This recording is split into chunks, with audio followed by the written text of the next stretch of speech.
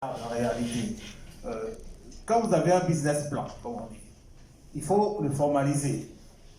Et pour formaliser un business plan, le droit de création des sociétés vous donne plusieurs possibilités.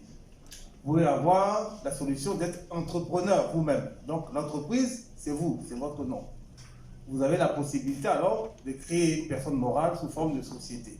C'est à vous de choisir et de voir quelle est la voie la meilleure pour vous. Donc la forme sous laquelle vous allez exercer votre activité. Et en fonction de ça, si vous avez choisi la forme, l'élément de propriété intellectuelle que vous allez déposer, vous allez le déposer soit à votre nom propre, si vous avez décidé de faire sous votre nom propre, soit au nom de la personne morale que vous avez créée. Voilà, ça c'est la première des choses. Et donc, si vous êtes dans une personne morale, dont vous n'êtes pas propriétaire, c'est-à-dire que vous êtes employé. C'est ça la première question. Vous êtes employé, il faut faire attention. Si vous êtes employé et que c'est vous qui avez l'idée, mais c'est l'entreprise qui vous emploie, qui est propriétaire du travail que vous faites pour son compte. Vous travaillez pour son compte. L'exemple le plus simple, c'est les universitaires, que bon, j'en fais partie. Quand vous faites vos travaux ils appartiennent à l'université. Ils ne vous appartiennent pas, vous êtes payé pour ça. Donc si c'est votre cas, c'est normal que le dépôt se soit fait au nom de l'entreprise qui vous emploie. Vous n'êtes pas propriétaire, vous l'avez fait pour le compte, c'est dans ce cadre-là que vous avez travaillé. Le brevet, si c'en est un, appartient à cette entreprise-là. Voilà.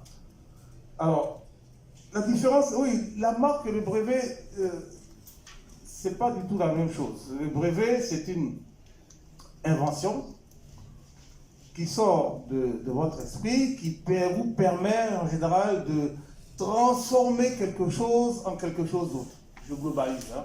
Voilà, en général. Partez d'une idée X, et puis vous aboutissez à un point où vous pouvez mettre ça en œuvre, comme il a dit, vous voyez, tous les logiciels qui vous permettent d'avoir des applications de quelque chose. La marque, ce n'est que le nom que vous donnez soit à un produit, soit à un service. C'est ça. C'est le nom sous lequel vous allez faire le commerce de la tchéquette. Voilà. Le produit, c'est la tchéquette, mais vous pouvez faire ça sous le nom Kwasikonom. Voilà. C'est la marque que vous faites.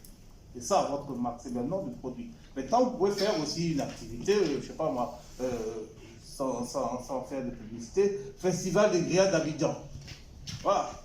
Ça, c'est la marque de votre activité. Voilà, c'est son nom, c'est comme ça qu'on appelle l'activité. Et bien sûr, on a subventionné le brevet parce que le brevet fait appel à une ingéniosité différente de la marque, mais on ne peut pas subventionner la marque. C'est pas possible, tout ne peut pas être subventionné. Le brevet, parce que ça fait appel à des recherches, en général, qui sont lourdes à faire, parce qu'il faut faire beaucoup de recherches, notamment déjà même en matière de brevet, il faut faire attention.